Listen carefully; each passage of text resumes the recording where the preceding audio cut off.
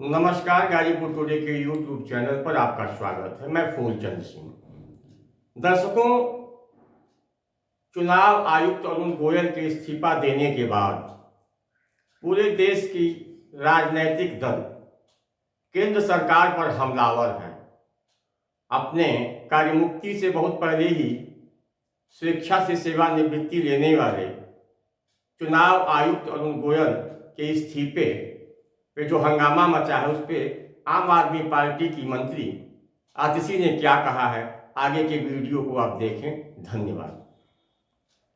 लोकसभा चुनाव की घोषणा से मात्र कुछ दिन पहले इलेक्शन कमिश्नर अरुण गोयल, जिनका टेन्योर 2027 तक था, उन्होंने कल इस्तीफा दे दिया है।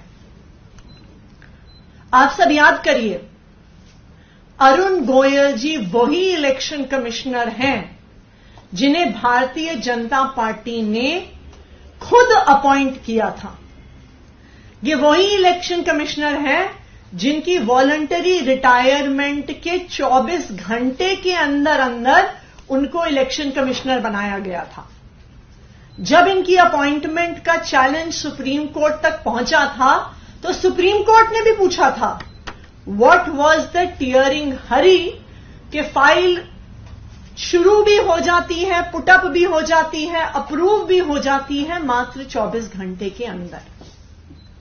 तो एक ऐसा इलेक्शन कमिश्नर जिसको भारतीय जनता पार्टी ने खुद अपॉइंट किया, जो उनका आदमी था, जिसके अपॉइंटमेंट को डिफेंड करने के लिए भारतीय जनता पार्टी शासित केंद्र सरकार सुप्रीम कोर्ट तक गई, आज उस इलेक्शन कमिश्नर ने इस्तीफा दे दिया है। आज पूरा देश एक ही सवाल पूछ रहा है कि भारतीय जनता पार्टी शासित केंद्र सरकार ने ऐसा क्या करने को कह दिया अरुण गोयल जी को,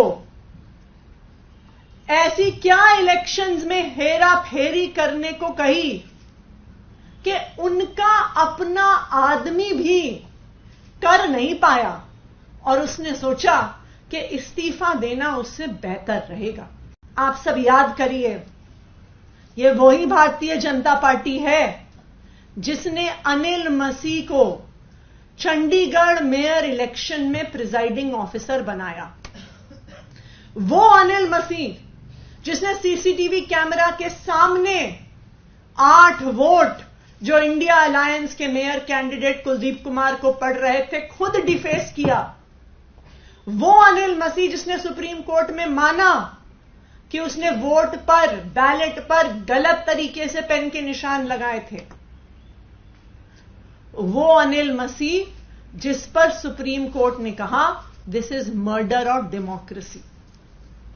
तो आज यह सवाल उठ रहा है कि जिस तरह अनिल मसीह से चंडीगढ़ मेयर चुनाव में इलेक्शन की चोरी करवाने की कोशिश की गई, क्या ऐसा ही कुछ अरुण गोयल जी को कहा जा रहा था?